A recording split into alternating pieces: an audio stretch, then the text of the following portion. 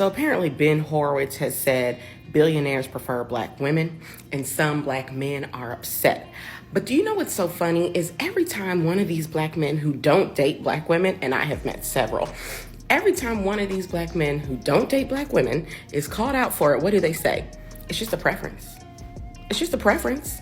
I'm not racist. I'm not colorist. It's just a preference. Oh.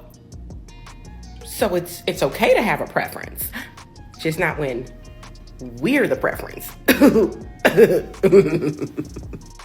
By now you are probably familiar with the tweet that went viral from a white billionaire who allegedly said that black women are for grown-ups and that they are good wives because they guard your interest. Now, of course, this sparked a conversation all across social media, and while it was a controversial tweet, it overall got a lot of positive feedback. Like, it seemed like there was a lot of women who were very flattered by this entire idea of being a preference, especially among white billionaires, and really used that as an opportunity to further reiterate why a lot of dusties, aka black men, just don't know how to properly treat and how to properly perceive black women. Every time black women are being uplifted as a whole, y'all always seem to find an issue in it.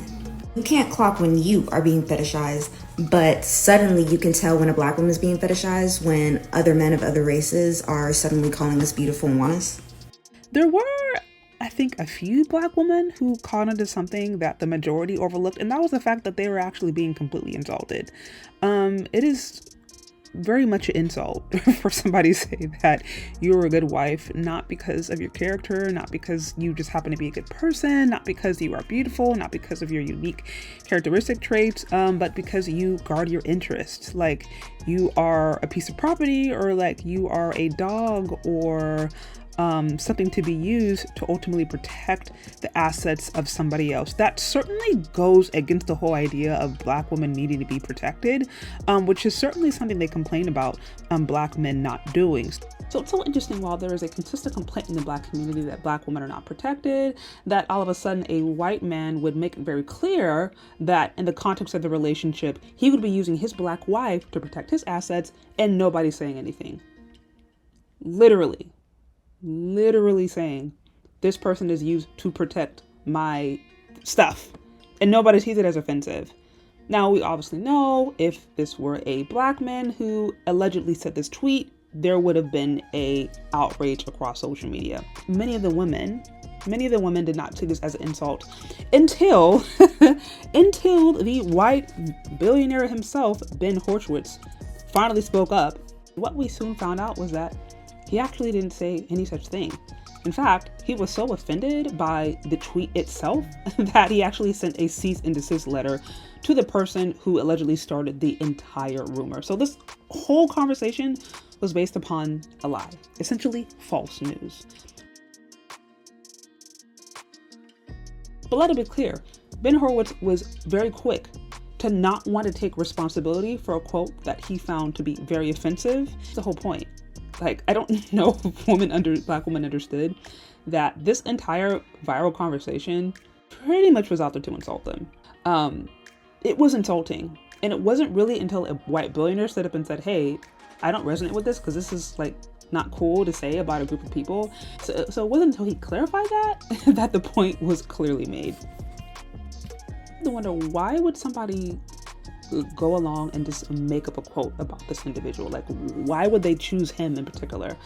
Now, what we do know is that he is married to a black wife, right? Now, to be clear, in my opinion, the only reason she's considered black is because she is married to a white man. Because if his current wife, who is, light-skinned, quote-unquote good hair, has lighter eyes, if she was married to a black man, then she would be considered a preference. But because she is married to a white man, then by and large, she is considered by the black female population to be a black woman. And I want you to notice this trend. This is a trend that I've talked about this before, how the race of the man very much clarifies how a black woman is perceived, right? Meghan Markle, for example, she is light as they come, but she is considered a full-blown black woman. But then if we look at some of these NBA players and we look at some of these different artists who are with light-skinned black women, they're with preferences. So just see how these standards change based upon the race of the man. But the bigger point is, I think one of the reasons that he was chosen was because he has a black wife, right? Like he's a black wife. So it was kind of easy in that sense to choose because most white billionaires don't. Secondly, he is the son of David Horowitz, who is actually responsible for launching Candace Owens' career, right? He actually invested early on in his career and was pretty crucial in helping her to gain the prominence that she did. So clearly there's a history in his family of the different men in his family having relationships with a black woman, whether it be professional, romantic, or just overall, having close ties with the overall trajectory of black women. And so I think in that sense, given his, relationship choice and also the history of his father, who's very much a conservative, right-leaning Republican, again, who was very responsible in the promotion of Candace Owens, I think given that history, perhaps that is why a person, whoever that person was, decided to attribute this fake quote to that particular individual. So ultimately, I thought this conversation was kind of ridiculous, honestly. But I think it definitely speaks to the hypergamous nature of women because, here we have an entire conversation, social media blowing up over a relationship that is likely to never happen. I mean, first of all, billionaires they're such a small percentage of the population. Majority of people will never even meet a billionaire, let alone marry one, right? And then when you're talking about white billionaires in particular, they marry other white people. The overwhelming amount of white billionaires marry other white people. The billionaires that are the most likely to marry black women are black billionaires, right? And you're going to find the majority of black billionaires in Africa. So this whole conversation is just delusional. It's not really based upon anything real. And like I said, yes, Ben Horowitz is married to a black woman, but based upon colorism, featurism, texturism, this woman is a preference. So could you even consider her the, unambiguous black woman? Does that even count? So, it's just, the whole thing is kind of dumb.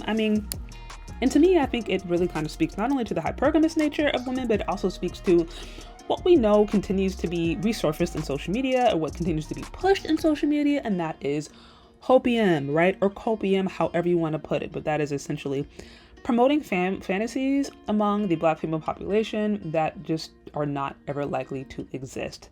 As white supremacy is on the rise and there is a resurgence of neo-Nazism, it is crazy to me that we continue to have not only conversations about swirling, but swirling continues to be pushed as the better or primary option.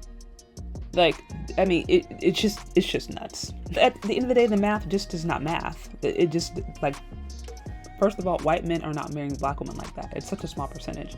And then those with wealth are definitely not marrying black women like that. And then in the case of Ben Horowitz, who did marry a black woman, she's a preference. One of the lightest black women out there that you can find. So does that even really count? And I don't know why we just continue to dance around the obvious truth. But anyways, those are my thoughts. What do you think? Do you agree? Do you disagree? Let me know. Leave your questions, comments, concerns in the comment section below. Thank you so much for listening. If you've gotten this far, and we'll talk later.